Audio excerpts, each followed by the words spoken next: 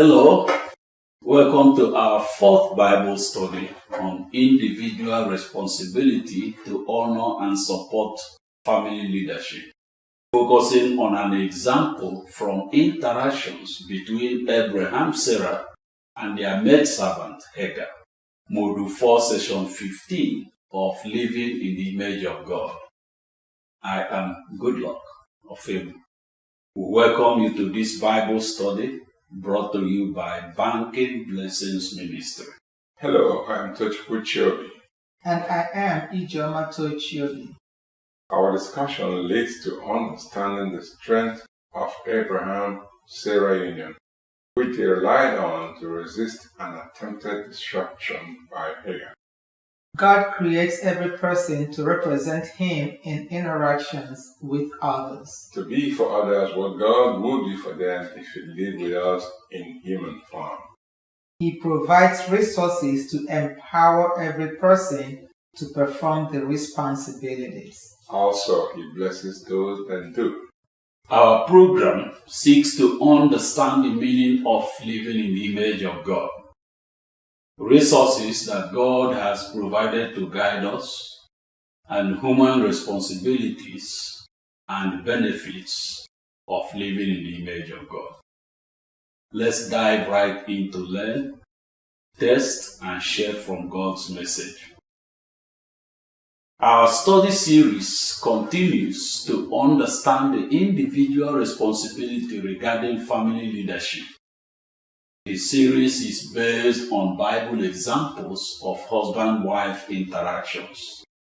We started the series with a discussion of the Shunammite couple.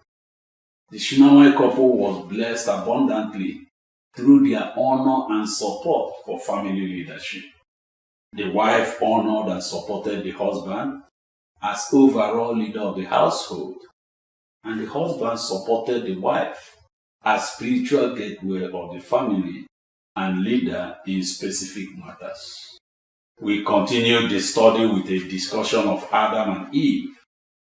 The account of the creation of Adam and Eve showed that God created marriage to combine a man and woman to form a union of seamless complements that is adequate for the mission of representing Him among all creation. He created man first, but found him inadequate. Then He created woman as comparable companion and helper from within. We continue the study with a discussion of the Abraham-Sarah union. We divided the discussion of Abraham-Sarah into a four-part series in order to focus enough on the details. In part 1 of the 4 parts, we discussed the call of Abraham-Sarah. There we see that God called Abraham-Sarah union by speaking to Abraham.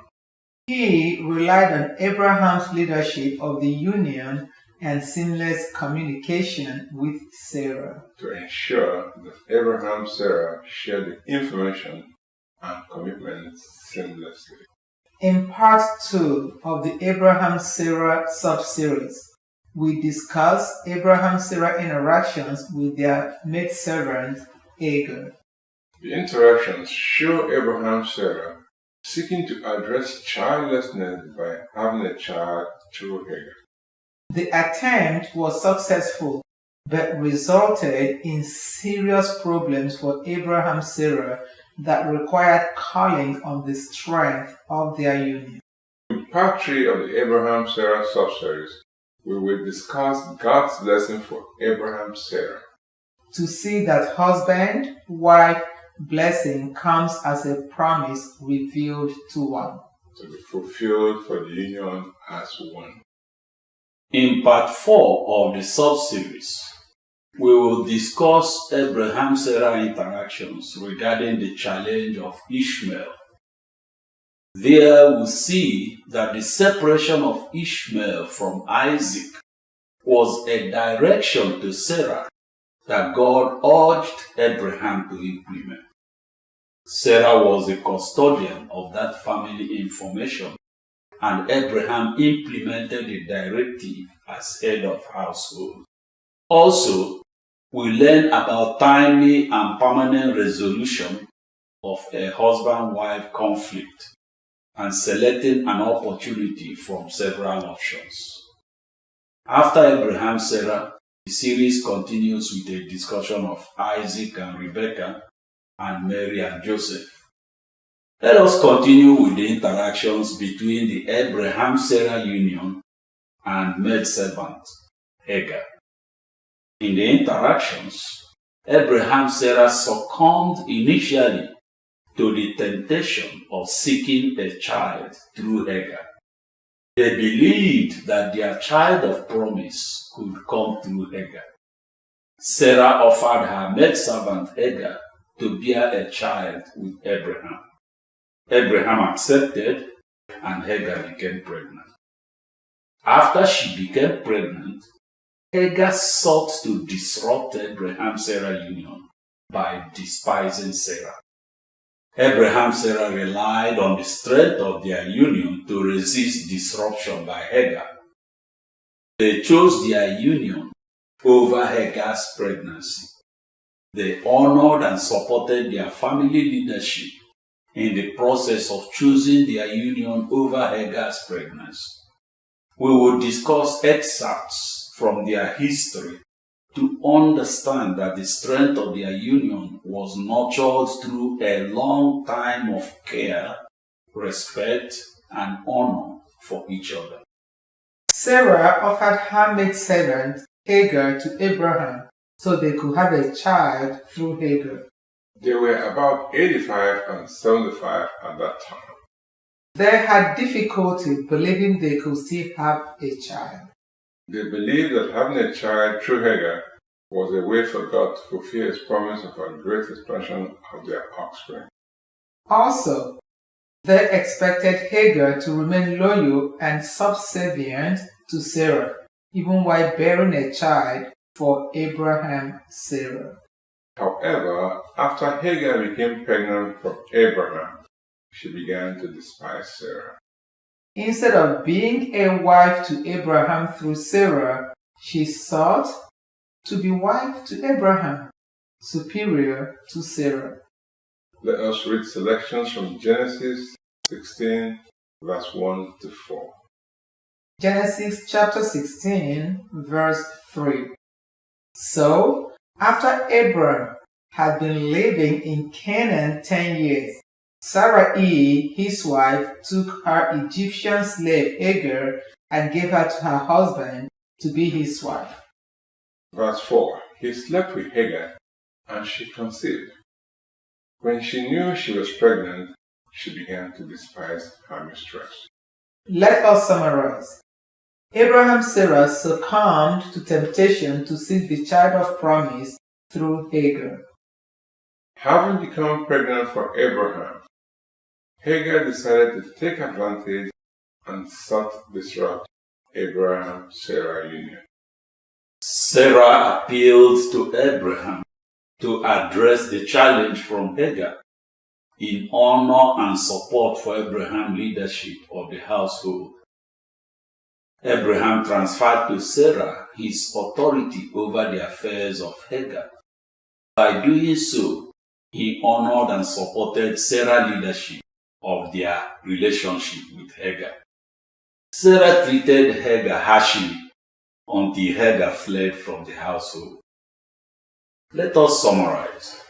Abraham-Sarah chose to save their union from disruption in preference to having the child of promise through Hagar.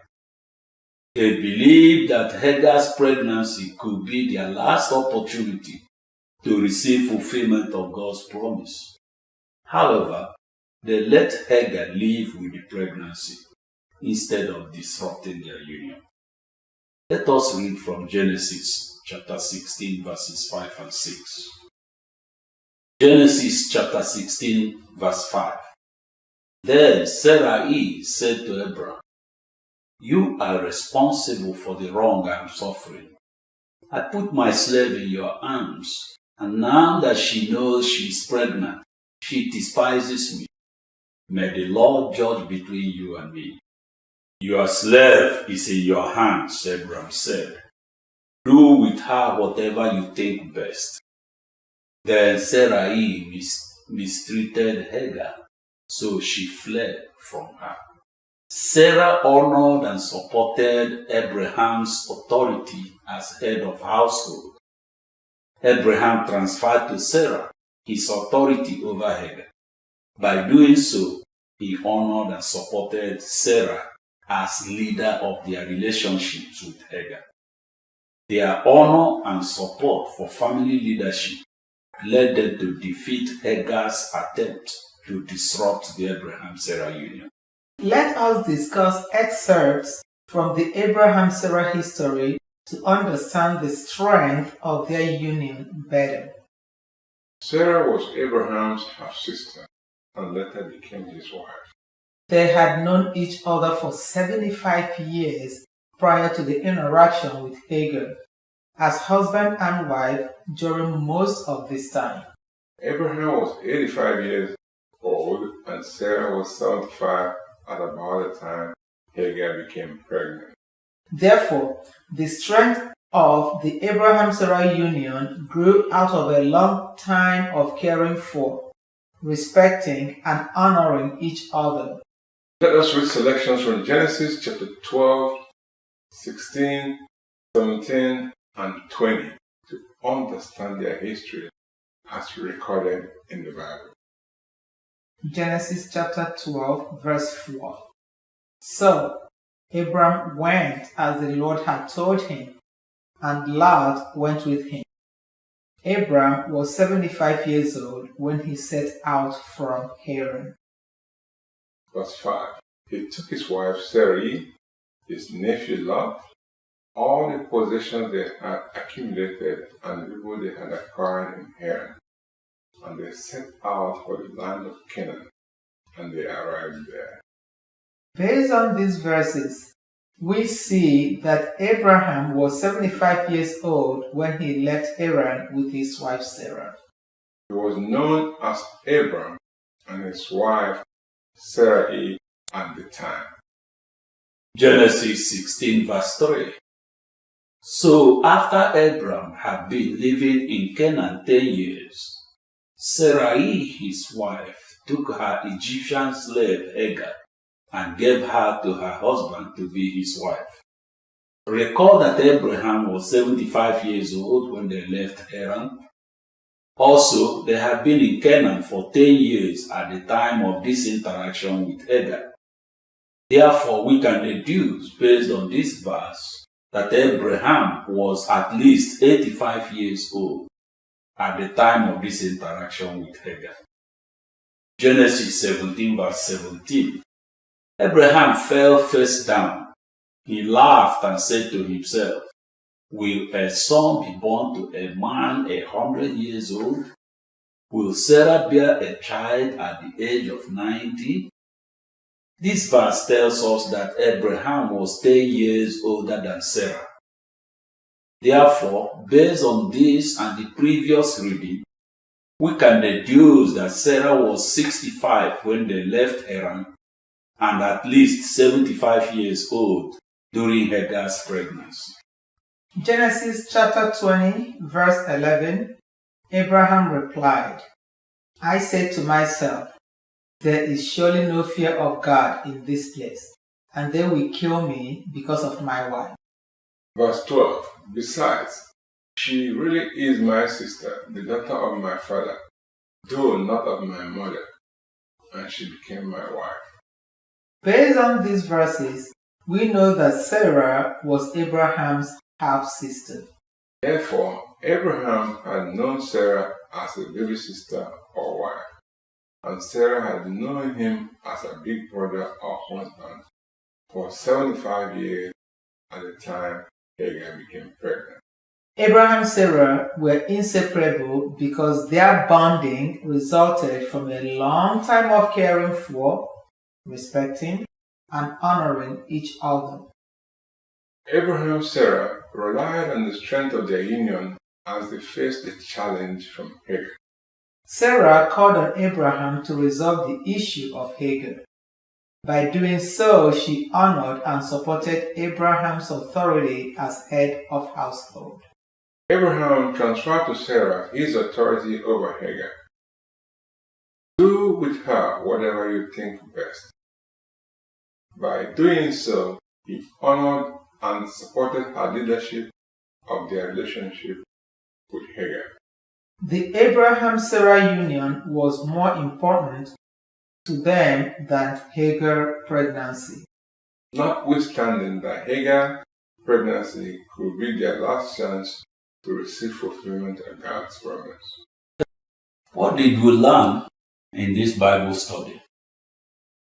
Abraham Sarah succumbed to temptation and agreed to seek their child of promise through Hagar. After she became pregnant from Abraham, Hagar desired more and sought to disrupt Abraham-Sarah union. Sarah honored and supported Abraham as head of household and called on him to resolve the issue of Hagar. Abraham transferred to Sarah his authority over Hagar. By doing so, he honored and supported Sarah's leadership of their relationship with Hagar. The Abraham-Sarah union was more important to them than Hagar pregnancy, notwithstanding that Hagar pregnancy could be their last chance to receive fulfillment of God's promise. Abraham-Sarah were inseparable because their bonding resulted from a long time of caring for, respecting, and honoring each other. Please join us again in our continuing discussion of living in the image of God. Thank you. God bless you. Well, for me, this section just shows that nothing is new under the sun, because you hear this sort of story over and over. Maybe a family was looking for an offspring and then got it through another means, and then that other person wants to take over. However, I applaud Abraham that despite the fact that he wanted a child, and also applaud Sarah that she was able to offer her servant, but the servant wanted to be the mistress instead of taking her position.